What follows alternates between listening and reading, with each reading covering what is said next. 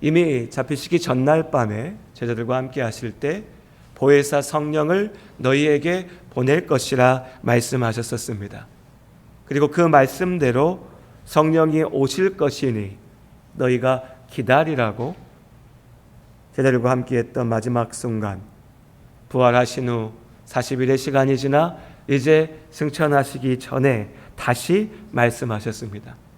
그들이 성령의 세례를 받을 것이라고도 말씀하셨죠. 그리고 마침내 승천하실 때도 우리가 잘 알고 있는 말씀대로 우리 사도행전 1장 8절의 말씀 같이 한번 읽어보겠습니다. 사도행전 1장 8절의 말씀입니다. 함께 읽겠습니다. 오직 성령이 너희에게 임하시면 너희가 권능을 받고 예루살렘과 온 유대와 사마리아와 땅끝까지 이르러 내 증인이 되리라 하시니라. 아멘. 성령이 임하시면 능력을 받아서 예수 그리스도의 증인이 되리라고 말씀하셨습니다. 이 말씀을 들은 제자들은 예수님의 말씀을, 그 명령을 들었지만 이해하지 못했습니다. 어찌 보면 당연한 일입니다. 3년 동안 주님의 곁에 있었을 때에도 그렇게 거듭거듭 내가 죽음을 이기고 부활할 것이라 말씀하셨지만 그 말씀을 제대로 이해하지 못했던 제자들이니 오늘 이 말씀도 이해도 되지 않고 도대체 무슨 일이 어떻게 이루어진 것인가 알 수가 없었죠. 그저 멍하니 예수님께서 올라가신 하늘만 바라보고 있을 때 그래도 제자들은 예수님께서 주신 그 말씀만은 그 일이 어떻게 이루어질지 그것이 무엇을 의미하는지는 다 알지 못했지만 그래도 그 말씀만은 기억하였기에 마가라고 하는 사람의 집, 정확히는 그 어머니의 집 다락, 우리로 치면 옥상 정도 될 수 있는 그 위에 지붕이 덮여져 있는 널따란 공간에 함께 모여서 예수님께서 이 땅 가운데 계실 때 그 가장 가까운 곁에 있으면서 말씀을 듣고 배우고 나누며 또한 전하였던 120여 명의 제자들이 함께 기도했습니다. 예수님의 그 약속을 믿으며 기다리며 기도했죠. 정확히 그것이 무엇인지 몰랐지만 성령이라고 하는 것을, 하나님의 영을 우리에게 주신다 하셨으니 이제 그때가 되면 우리가 알리라 믿고 오늘 말씀처럼 오로지 기도에 힘썼습니다. 믿음이 무엇인가 생각해 보면 어렵고 복잡하고 고민해야 되는 것이 아니라 오늘 이 말씀 가운데 우리가 보는 이것, 1장 14절의 말씀에 제자들이 우리 앞에 보였던 이 모습이 곧 믿음입니다. 내가 다 이해한 게 아닙니다. 내가 다 알았던 게 아닙니다. 머리로 알고 이해했으니까, 이해가 되니까 이제부터 내가 믿어야지 라고 하는 것이 믿음이 아니라 나를 사랑하신 예수께서 나에게 말씀하셨기에 그 예수님을 내가 믿기에 그 말씀을 믿음으로 기다리는 것입니다. 믿음이라고 하는 것은 내 머릿속에, 내 생각 가운데, 내 감정으로 떠도는 어떠한 것이 아니라 그렇게 내 삶으로 드러나는 나의 고백인 것입니다. 이것이 제자들의 믿음의 고백이었습니다. 성령이 무엇인지 우린 다 알지 못하고 우린 경험하지 못했지만 그것을 믿기에 기다림으로 오로지 기도했던 것이죠. 그리고 오순절이 이르렀습니다. 유월절로부터 예수께서 십자가에 달리시고 죽으시고 부활하셨던 그때 유월절로부터 50일이 지난 날 보리추수의 날이었던 오순절은 유대인들에게 중요한 명절 중에 하나였습니다. 이 오순절 뿌려졌던 복음의 씨앗이 이제 열매를 맺고 영적인 추수가 시작되는, 교회가 시작되는 순간이 사도행전 2장의 말씀에서 펼쳐집니다. 그리고 그 출발은요, 성령의 임재였습니다. 우리 사도행전 2장 1절로 4절까지 말씀을 저와 여러분이 한 절씩 읽도록 하겠습니다. 사도행전 2장 1절부터 4절입니다. 오순절 날이 이미 이름에 그들이 다 같이 한 곳에 모였더니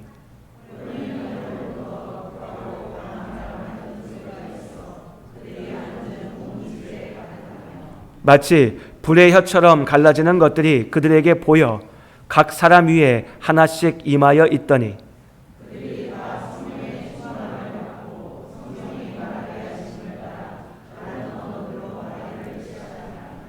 성령이 임하시니. 사도행전 2장 2절과 3절의 말씀에 이 성령이 임하시는 모습들을 우리 앞에 보여주고 있습니다. 그려내고 있습니다. 그런데 사실 잘 와닿지는 않습니다. 바람과 같은 소리가 있고 불의 혀처럼 갈라지는 것들이 있어.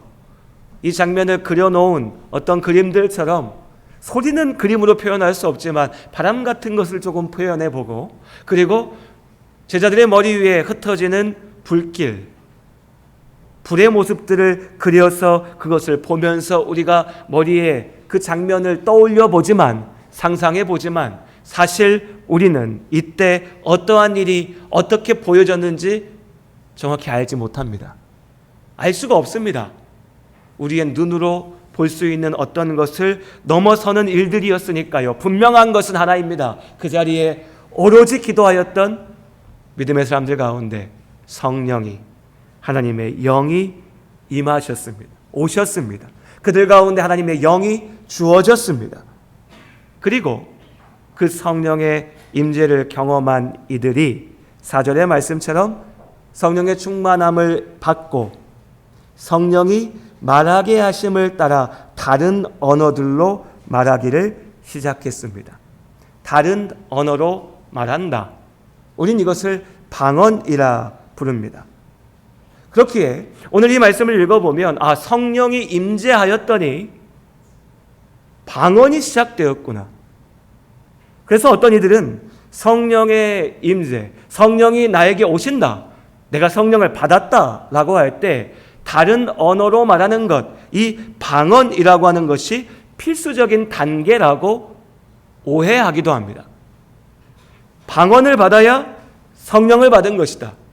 방언을 할 수 있어야 성령의 세례를 받은 것이다 라는 어떤 도식을 만들어내는 것이죠. 하지만 그 의도가 잘못된 것은 아니고 그 마음의 중심에 하나님의 일하심에 성령의 역사에 대한 간절한 바람이 있다는 것은 좋은 일이지만 그 결과로서의 해석은 오해입니다.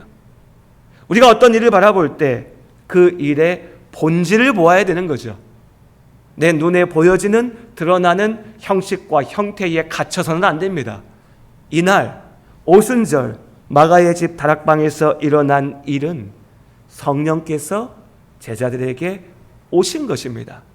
약속하셨던 대로.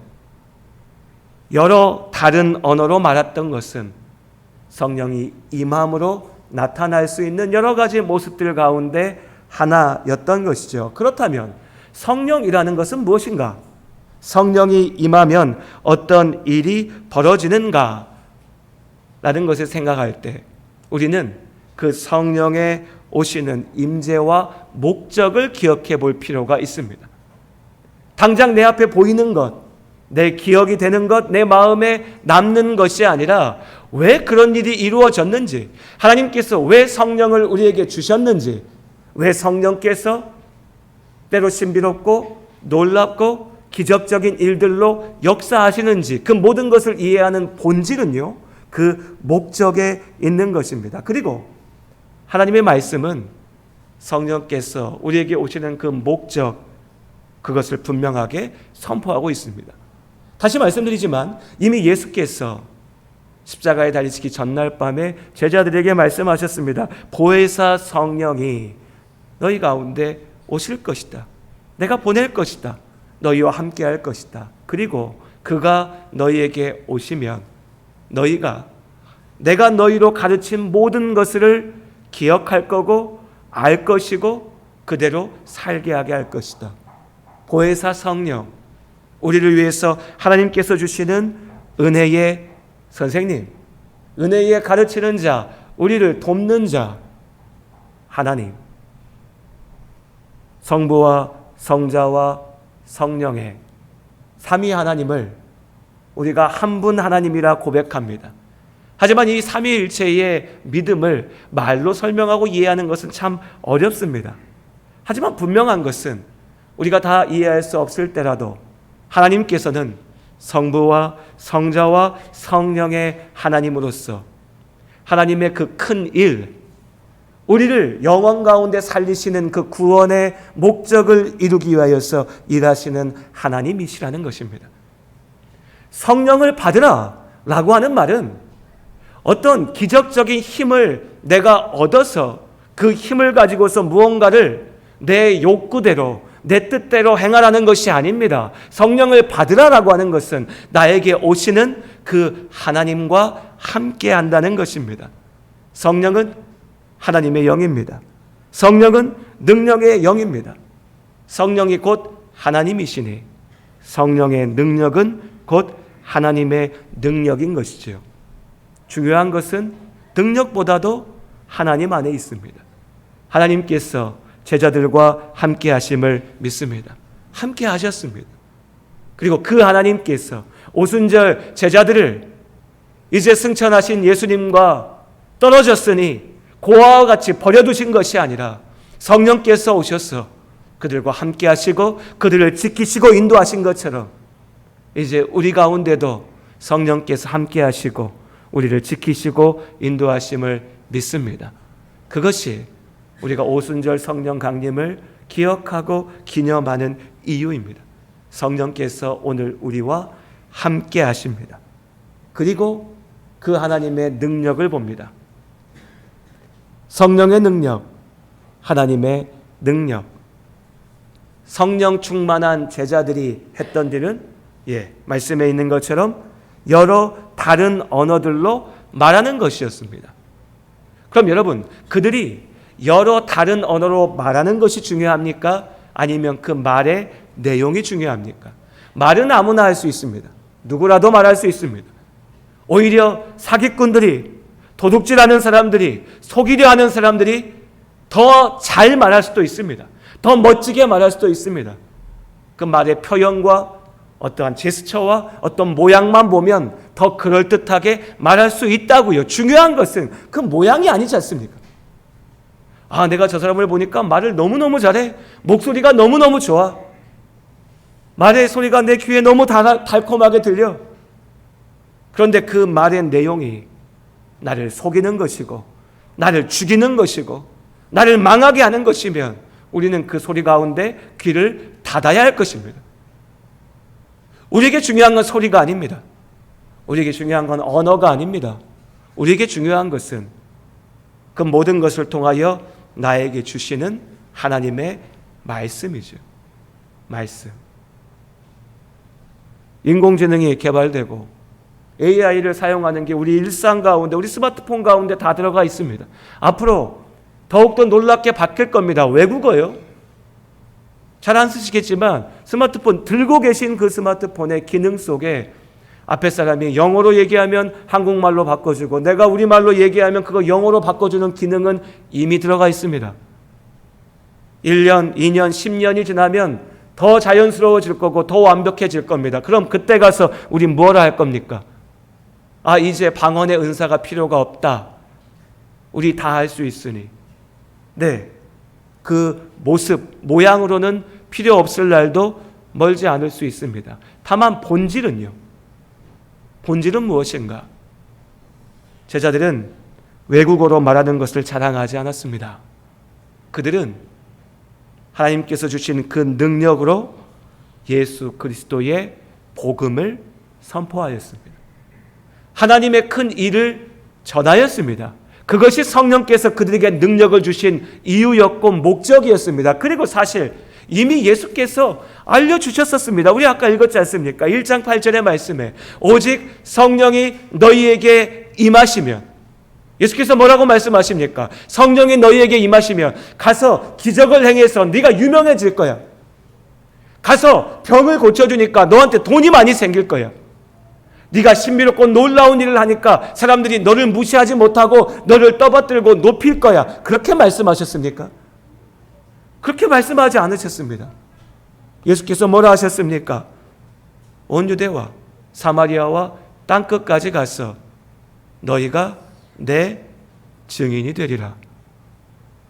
내 증인이 되리라. 복음의 증인이 되리라. 하나님의 구원의 약속을 전하는 사람이 될 것이다. 이것을 증거하는 사람이 될 것이다. 하나님의 일에 참여하는 하나님의 사람이 될 것이다. 네, 이것이 우리에게 성령이 오신 이유이고 목적입니다. 성령께서 오늘 우리와 함께 하신 줄로 믿습니다. 어떤 이들은 두려워하고 걱정합니다. 나 방언하지 못하는데 성령 받지 못한 건가? 난 기적을 행하지 못하는데? 내가 손을 얹고 아무리 기도해도 병이 안 낫던데? 내가 말해도 사람들이 별로 관심을 갖지 않던데? 나에겐 성령이 없는 것인가? 임하지 않은 것인가? 내가 숨쉬고 있다라고 하는 가장 분명한 증거는 내가 머리로 계산을 했어. 내가 지금 숨을 들이쉬었으니까 공기 중에 있는 산소가 내 안에 들어와서 혈관을 타고 움직여서 나를 움직이게 이렇게 생각합니까? 이렇게 계산하고 판단합니까? 이렇게 주장합니까? 아니잖아요. 내가 숨 쉰다는 가장 분명한 증거는 내가 살아있는 것 그 자체입니다. 우린 누구도 숨 쉬는 걸 가지고서 연구하고 고민하고 따지고 어떻게 숨 쉬어야 되는지를 주장하지 않습니다. 다만 살아서 움직이죠. 살아서 움직입니다. 살아 움직이기에 내가 숨쉬고 있음을 모두가 압니다. 성령의 임재요, 성령 하나님이 나와 함께 하심이요, 다른 걸로 증명하려 하지 마십시오. 따지고 연구하고 계산하여 판단하려 하지 마십시오. 내가 예수 그리스도의 십자가의 복음을 믿는다면, 이 시대에 계신 우리 성도님들, 예수님의 십자가의 죽으심이 부활하심이 나를 위한 것임을 믿으십니까? 그 믿음 가운데 영원한 하나님 나라의 생명이 나의 것임을 믿으십니까? 큰 소리로 한번 대답해 보시죠. 믿는 분들만 믿으십니까? 믿는다면 그 믿음은 내가 똑똑하고 내가 의지가 있고 내가 대단해서 나에게 주어진 게 아닙니다. 나와 함께 하시는 하나님께서 하나님의 영으로, 그 성령의 능력으로, 은혜로 우리에게 그 믿음을 주신 줄로 압니다. 그럼 그 능력, 그 은혜, 그 믿음을 가지고 있는 우리가 성령의 살아계심을 보이는 방법은 사람들 만나서 성도님, 집사님, 내가 기도했더니 이런 일이 벌어졌어요. 내가 이런 능력이 있어요. 내가 이런 은사를 받았어요. 내가 이런 기적을 행해요. 자랑하는 것이 아니라 내가 숨을 쉬니 내가 이제 제대로 사는 것입니다. 내 삶 가운데 갈라디아서 5장에서 우리가 볼 수 있는 그 성령의 열매가 드러난다면 내 삶 가운데 사랑이, 기쁨이, 감사가, 인내의 기다림이, 선을 이루는 것이 하나님의 말씀 앞에 온전히 순종하며 나아가는 그 충성된 삶이 드러난다면, 누가 와서 나를 판단하는 것이 아니라 하나님께서 우리에게 알게 하시는 겁니다. 내가 너와 함께 있다. 내가 너와 함께 있다. 여러분 어떠십니까? 성령의 임재 가운데, 성령의 충만한 가운데 나아가고 계십니까? 아니면 그 은혜와 기쁨을 알지 못하십니까? 알지 못하는 분들이 계신다면 여러분들이 집중해야 될 것은 방언, 기적, 은사가 아니라 예수님의 십자가의 복음, 구원의 말씀입니다. 그 말씀을 마음에 품고 나를 구원하신 예수 그리스도의 그 사랑 가운데 나아가시기를, 믿음으로 나아가며 간구하며 기도하시기를 바랍니다. 우리 가운데 그 믿음을 분명히 가지고 있지만 오늘 4절의 말씀대로 성령의 충만함을 갖지 못한 이들이 있습니다. 우린 그 이유와 답을 이미 알고 있습니다. 왜 그런지. 수년의, 수십 년의 신앙생활 동안 우린 이미 경험하였습니다. 왜 그런지. 내가 예수를 믿지만 어느 순간 내 안에 성령의 충만함이 있지 않는 그 부족함을, 약함을, 모자람을 우리는 알고 있습니다. 왜요? 내가 삶 속에서 주의 말씀 가운데 어느 순간 귀를 닫습니다. 하나님의 인도하신 가운데 내 마음을 닫습니다. 성령의 역사 가운데 나의 주장, 나의 감정, 나의 계획, 나의 생각들을 쏟아내기에 급급합니다. 그러니 내 안에 함께 하시는 하나님을 보지 않고 붙잡지 않습니다. 하나님이 함께하지 않으시는 것이 아니라 내가 하나님 앞에 문을 걸어 잠그고 있는 것입니다. 목사님 무슨 말인지는 알겠습니다. 그런데 내 안에 성령의 충만함이 없습니다. 라는 마음이시라면 제발 가슴 치면서 답답하다 하지 말고, 제발 성령의 은혜가 없다, 내가 기도원 한번 가봐야 되나? 내가 옛날처럼 한번 막 소리질러 기도 한번 해봐야 되나가 아니라 말씀의 본질 가운데 다시 돌아가시길 바랍니다. 오늘 그 고민할 시간에 하나님의 말씀을 읽으십시오. 고민하고 답답하다 불평할 시간에 기도하십시오. 왜 하나님이 나에게 은혜 주시지 않나 원망할 시간에 내 앞에 하나님께서 세우신 그 자리에 사랑의 손길로, 헌신의 순간으로 1분, 10분, 1시간, 하루를 쏟아내시며 믿음의 길로 나아가시길 바랍니다. 그 도전 가운데 내가 그렇게 움직일 때에 하나님께서 우리에게 알게 하신다니까요. 내가 살아있음을, 내가 숨쉬고 있음을, 하나님이 나와 함께 하심을, 성령이 지금 내 안에 계심을, 그 성령의 능력을, 그 성령 충만함의 은혜를 누리시는 우리 모든 성도님들 되시기를 주님의 이름으로 축복합니다. 그리고 그 성령의 은혜가 무엇보다 우리의 삶, 우리의 가정, 그리고 우리 교회 가운데 있기를 원합니다. 성령의 은혜가 가득한 교회가 어떤 모습일까요? 고린도 교회에 성령의 은사 받았다라고 자랑하는 많은 이들이 있었습니다. 그런데 놀랍게도요, 답답하게도요, 그렇게 성령의 은사를 자랑하는 많은 사람들이 만들어낸 모습은 서로 시기하고 질투하고 미워하고 싸우는 것이었습니다. 그래서 바울이 그 교회에 권면하는 말씀을 고린도전서의 말씀으로 보냈지요. 참으로 성령이 임재하는 교회는 어떤 모습인가? 우리 마지막으로 사도행전 2장 43절부터 47절까지의 말씀을 읽고 그 아름다운 은혜의 교회의 모습을 보면서 우리의 교회가 이런 모습으로 설 수 있기를, 내가 이런 마음으로 이런 성령의 능력으로 나아갈 수 있기를 바라며 우리 함께 기도하는 시간 갖도록 하겠습니다. 사도행전 2장 43절부터 47절까지 말씀, 저와 여러분이 한 절씩 읽겠습니다. 사람마다 두려워하는데 사도들로 말미암아 기사와 표적이 많이 나타나니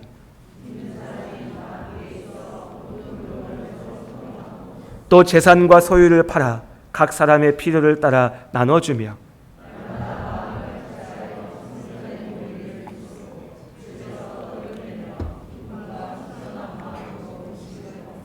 하나님을 찬미하며 또 온 백성에게 칭송을 받으니 주께서 구원받는 사람을 날마다 더하게 하시니라. 아멘. 우리의 교회가 이런 교회 될 수 있기를 원합니다. 우리의 가정이, 우리의 삶이 이런 모습으로 세워질 수 있기를 원합니다. 그리고 우리 시간 함께 마음을 모아서 하나님 앞에 기도하며 나아가겠습니다. 성령의 오심을 기억하는 성령 강림 주일, 우리 안에 함께 하시는 성령 하나님의 은혜를 기억하며